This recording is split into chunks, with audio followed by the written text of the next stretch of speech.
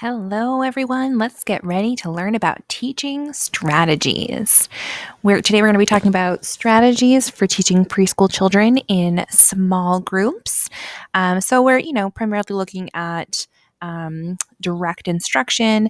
This is usually where you're going to be planning your lessons for teaching. So we're really zooming in on how we plan explicit lessons to teach in small groups for children. So, where do we begin? We begin with the end in mind. We're going to be talking about the objectives and specifically, and the objectives, as we know, are from the GPKLE or the Massachusetts State Frameworks for preschool and kindergarten learning. When we talk about objectives, there is this invisible phrase at the beginning of each of our objectives.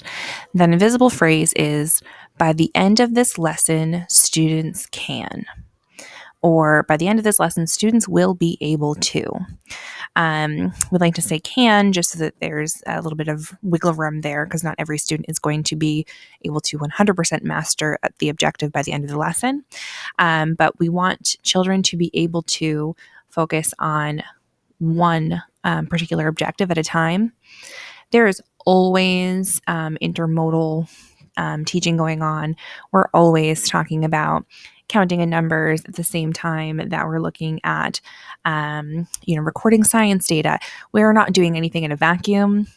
All we want to do is make sure that we're not focusing on too many areas so that we can pay attention to achieving one goal.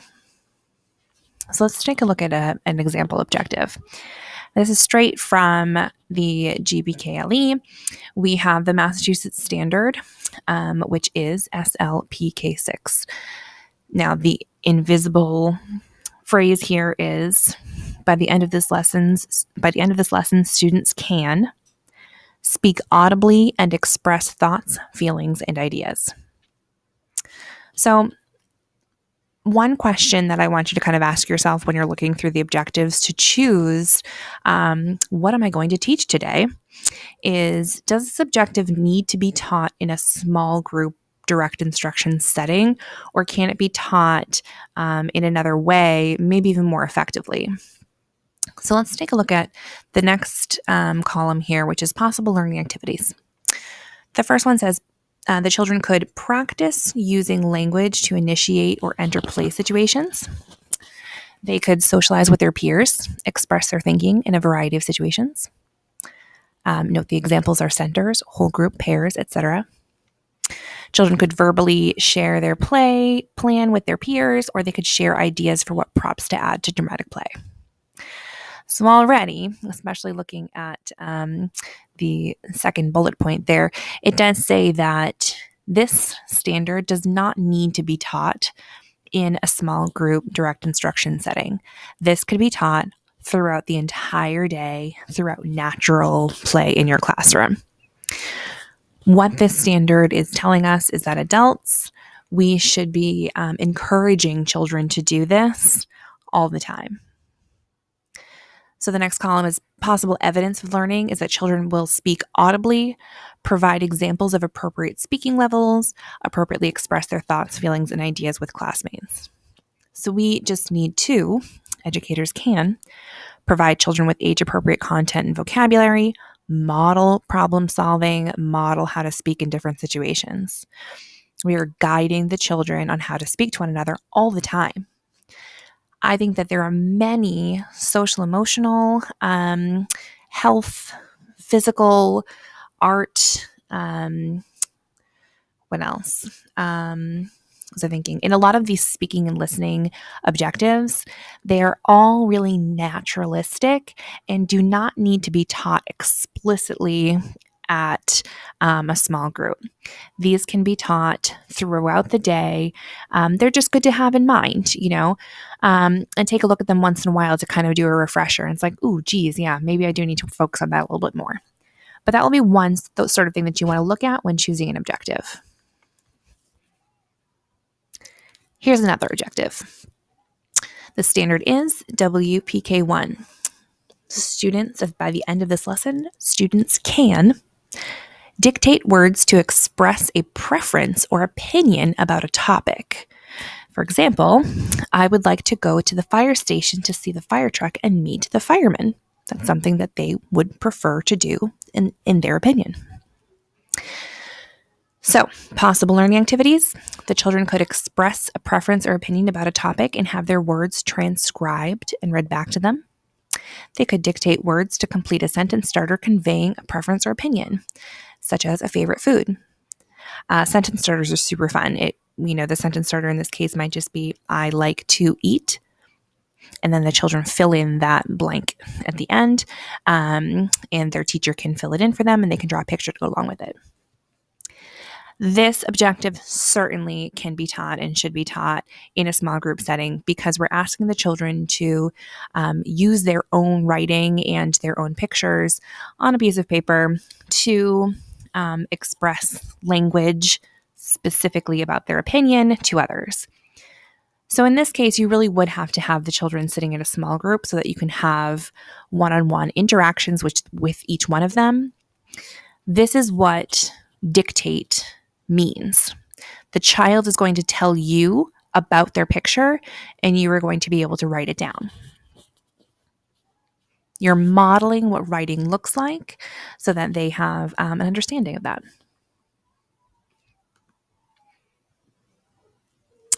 Now let's take a look at just this third objective, PKMD1. Recognize the attributes of length, area, weight, and capacity of everyday objects using appropriate vocabulary. This is a lot. So this objective, while yes, we would want to see it taught in a small group, is not going to be accomplished in one small group lesson. This would be taught repeatedly throughout the school year in varying levels.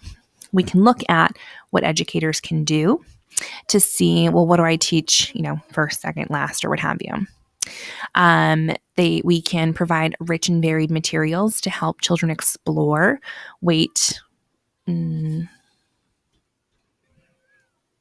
So the very first thing that you're always going to want to do is begin with the end in mind. You need to know the objective that you're about to teach. Before you go to Pinterest, before you start figuring out what color paint you have, it doesn't even matter what the theme for the week is. None of that matters. You have to focus on your objectives first. Because it's a journey, not a race. So how do we reach this objective? If we're thinking about this finish line, it's not about who gets to that finish line first. It's about the journey to the finish line. We want all of our preschool students and pre-K students to graduate from this grade knowing how to measure and explore and talk about different kinds of measurement, whether things are long or short or tall or narrow. But it's not, let's do it all right now and let's get it over with. That's what I mean by it's not a race. We're not just trying to get to the finish line.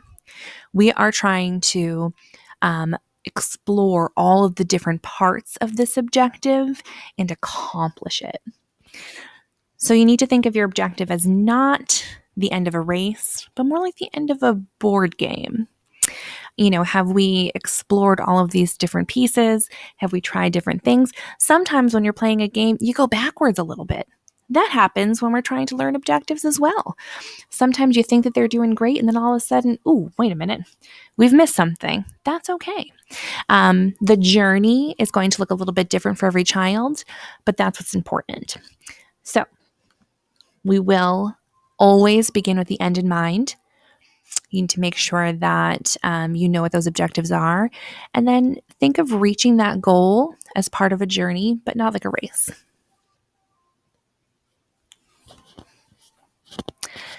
Next, we're going to talk about motivation. Basically, why should I? A lot of times we struggle with motivating children to come to our direct instruction because they don't want to. Well, how can we make them want to? First of all, they do have to want to. We don't want children to come to our lesson because we said so. They're not going to be excited to learn. So let's take a look at intrinsic motivation versus extrinsic motivation. Intrinsic motivation is engaging in a behavior because it is personally rewarding and not for an external reward. Intrinsic motivation is, I think it's a good idea. I want to do that thing. It makes me feel good to do it. And so I am motivated by myself and what my desires are. Extrinsic motivation is behavior that's driven by external rewards, money. We're not paying preschoolers to learn, but things like praise for sure happens a lot in a preschool classroom. Your mom would be so happy if you got over here and you did your work. She's gonna be so sad. Or the opposite. If you're not coming to this table, then you're not going to be able to go outside today. I'm only coming to this table because I want to avoid a punishment. Those are extrinsic motivators. Our goal is to have intrinsic motivators for our students. Make them want to come. What do they want? They want to have fun. So that's when we get into using our developmentally appropriate practices and making sure that things are fun. The goal here is for us to balance that need for intrinsic motivation and meeting learning objectives in a group setting. It's not as easy as letting the kids do whatever they want. They shouldn't just be doing whatever they want because then we might not be meeting all of our learning objectives, especially because we're in a group setting. If we were in a smaller setting or maybe like a tutoring session or something like that where it's like one or two children, you as the adult have the ability to meet objectives as the children go. When you've got a classroom of 20 children, it's going to be really difficult for you to have every child meet every objective solely on their own drive because they don't know what those objectives are. So we need to make sure that we are driving motivation that keeps our children happy and engaged and also have the learning objectives in place. And like, why is it so important for us to have that intrinsic motivation?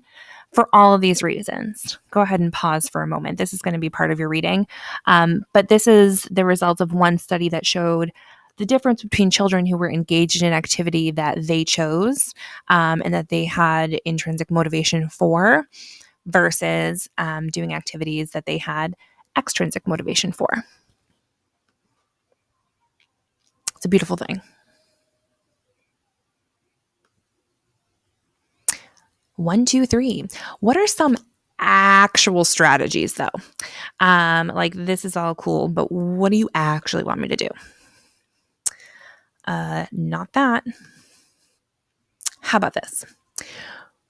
We're going to use Bloom's taxonomy.